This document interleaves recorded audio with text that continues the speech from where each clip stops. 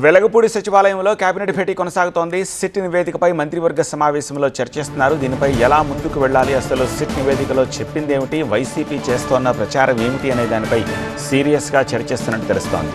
Cabinet భేటీకి ముందు తన ఛాంబర్లో కూటమి నేతలతో సీఎం చంద్రబాబు భేటీ అయ్యారు. డిప్యూటీ సీఎం పవన్ కళ్యాణ్, సత్యకుమార్ యాదవ్ ఈ సమావేశంలో పాల్గొన్నారు. అంబటి, జోగి వ్యాఖ్యలు, దాడులు, తాజా రాజకీయ పరిణామాలు వీటన్నిటిపైన చర్చించారు.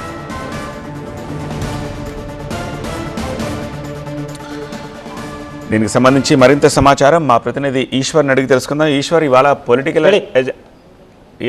పొలిటికల్ ఎజెండానే ఎక్కువ ఉన్నట్టుగా ఉంది మంత్రి మండలిలో రాదర్ దాన్ పాలసీస్. ఎగ్జాక్ట్లీ, కేవలం సింగిల్ పాయింట్ అజెండాతోనే కేబినెట్ సమావేశమైంది. తిరుపతి లడ్డూకి సంబంధించి కల్తీ నెయ్యి వ్యవహారానికి సంబంధించి సిట్ ఇచ్చిన నివేదికని బహిర్గతం చేయాలన్నది కూటమి ప్రభుత్వ లక్ష్యంగా కనిపిస్తుంది. దాని ఆధారంగానే ఈరోజు కేబినెట్ సమావేశం. అయితే కేబినెట్కి ముందు దాదాపు గంట పాటు ముఖ్యమంత్రి కేబినెట్ సమావేశానికంటే ముందు జనసేన చీఫ్ పవన్ కళ్యాణ్తోనూ, అలాగే ఆరోగ్య శాఖ మంత్రి బీజేపీకి సంబంధించిన సత్యకుమార్ యాదవ్తో సమావేశమయ్యారు. ప్రధానంగా ఈ సమావేశ లక్ష్యం ఒకటే, దాదాపు గంట పాటు వాళ్ళతో చర్చించారు. నారా లోకేష్ కూడా ఈ సమావేశంలో ఉన్నారు.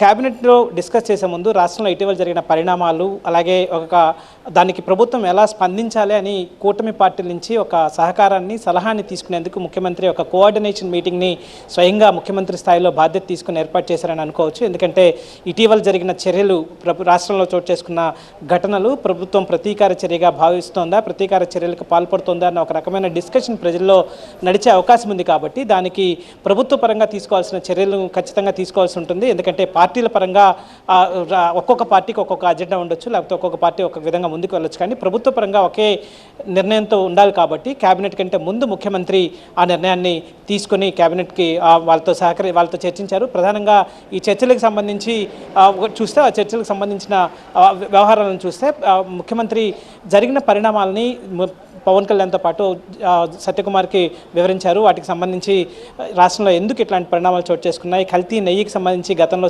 చంద్రబాబు చేసిన జంతు కొవ్వుకు సంబంధించి అంశం కావచ్చు, ఆ తర్వాత ఎన్డీడీబీ రిపోర్ట్ వచ్చిన దాంట్లో జంతు కొవ్వుకు సంబంధించిన ఆధారాలు ఉన్నట్టు చెప్పడం కావచ్చు, ఆ తర్వాత జరిగిన నేపథ్యంలో సిట్ నివేదికలో అట్లాంటి ప్రస్తావన లేదు అంటూ కావాలనే తెలుగుదేశం పార్టీ కావచ్చు, ముఖ్యమంత్రి స్వయంగా ఆ స్థాయిలో జంతు కొవ్వు కలిసిందంటూ వైసీపీని బ్లేమ్ చేయడం, వైసీపీకి రాజకీయంగా ఇబ్బంది కలిగించేందుకే అట్లాంటి ఆరోపణలు చేశారని తీవ్రంగా వైసీపీ తిరిగి రెసిప్రికేట్ చేయడం కావచ్చు, ఆ తర్వాత జరిగిన ఘర్షణలు కావచ్చు, వీటన్నిటిని ప్రభుత్వం అడ్రస్ చేయాల్సిన అవసరం ఉంటుంది. పార్టీల పరంగా కాకుండా ప్రభుత్వ పరంగా అడ్రస్ చేయాలంటే కోఆర్డినేషన్ అవసరం. కాబట్టి ముఖ్యమంత్రి ముందుగా వాళ్ళతో కోఆర్డినేషన్ సమావేశాన్ని ఏర్పాటు చేసుకుని వాళ్ళ సలహాలు తీసుకుని వాటి ప్రకారం కేబినెట్లో ఇప్పుడు చర్చించబోతున్నారు. కేబినెట్ కొద్దిసేపటి క్రితమే ప్రారంభమైంది.